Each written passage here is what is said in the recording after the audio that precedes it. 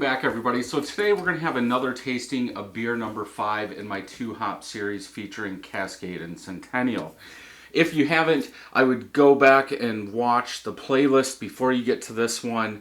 Hopefully we can go 3 for 3, as I think these beers are doing well when they age. Some of these, maybe it's taking off some of the top end and low end and making it a little smoother. You might not get that big smell like you're expecting, but the two that I've done previous were actually a lot better than I thought they would be. So beer number 5 is using Vienna Malt, adding Vienna Malt. So this is a small gallon batch, 1.25 gallons going into the carboy.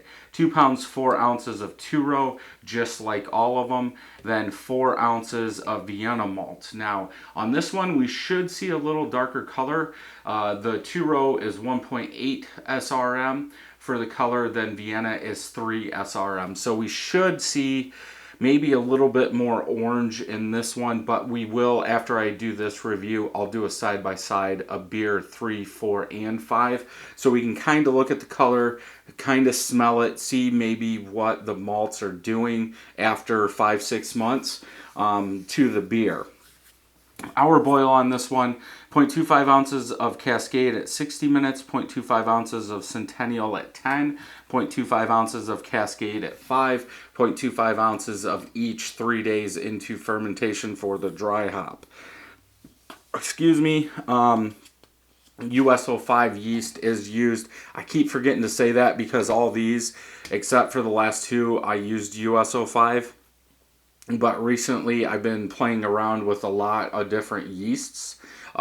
So I need to mark that down to make sure I say that, because here in the next month or 2 we're going to see maybe the same beers, the same brew, but 4 or 5 different yeasts coming out, just so we can see what happens with that. Bottled on 836 bricks was the final gravity. That is using a refractometer, so you have to do a calculation at the end. 7.51 was the final ABV.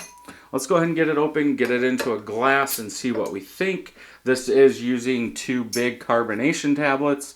I've switched from the big ones to the small pearl ones just because on some of these, the big ones are for 12 ounces, which would be 24 or 25 ounces, and these are only 22-ounce bottles. This one is starting to fill up just a little bit. I can see all the bubbles rising, so we'll go ahead and get it in here as soon as we can, just so I don't have a mess to clean up.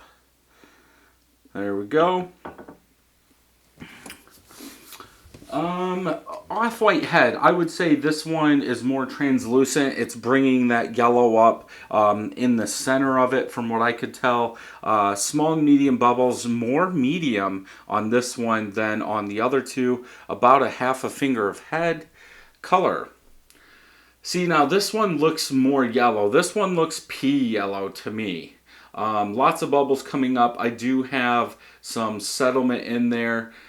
True protein, yeast, hop particles floating in there. It is pretty clear though. I can make out the light box and the bell sticker that I have on the wall. But yeah, this is more pea yellow than the other ones. Little dehydrated pea. Let's go ahead and smell.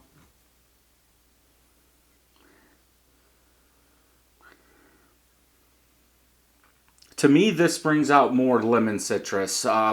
Lemon, very, I would say medium level of lemon citrus.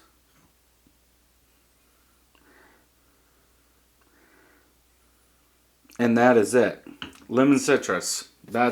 It doesn't smell like the other 2 that I've done today.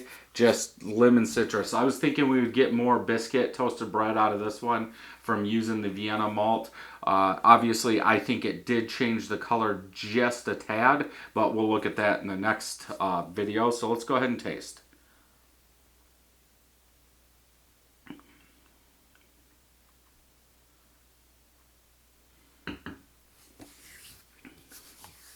more floral up front, big floral up front, moves almost to the end of the palate, then you get like a sharp lemon citrus, like biting, almost like a tart lemon citrus at the very back.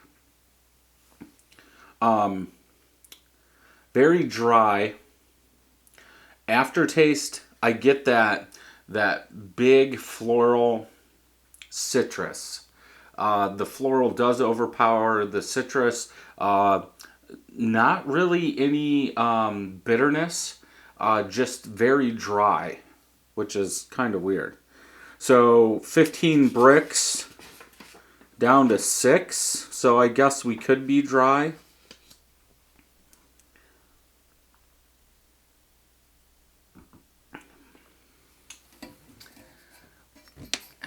I'm not a big floral fan, so it's okay. There is a little toasted bread, a little bit more toasted bread than in the other two.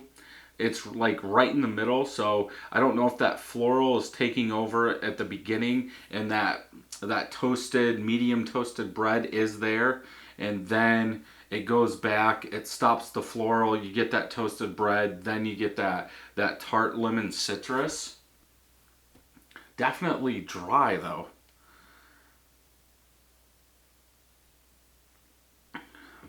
Overcarbed. It is scraping my tongue. Yeah, I'm not a huge fan of this one.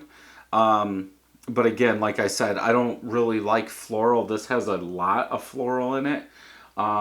This one, if I had to compare them, which we will do, I would say as far as which one's the youngest, which one's the oldest, I would say this one is the youngest just because of how much floral is up there.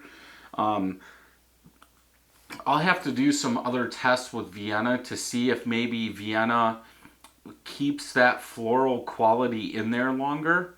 Because like I said, the other ones didn't have it and this one has it a lot.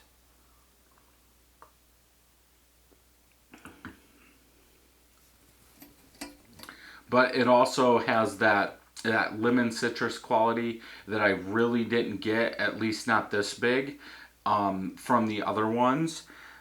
So maybe Vienna helps bring out hop flavors. Because you could say Cascade has floral, Centennial is a super Cascade, and it gives you more citrus. But if you add Vienna Malt, it's going to be magnified. Both of those kind of smells and tastes are going to be magnified a little bit. Yeah, I don't know. I think I did make some other beers with Vienna. So I'll have to let them age a little bit, which we should be able to do. I think at the beginning I was making 5 bottles of each. Then I switched to 3 just because I was running out of bottles and I didn't want to keep going and buying more.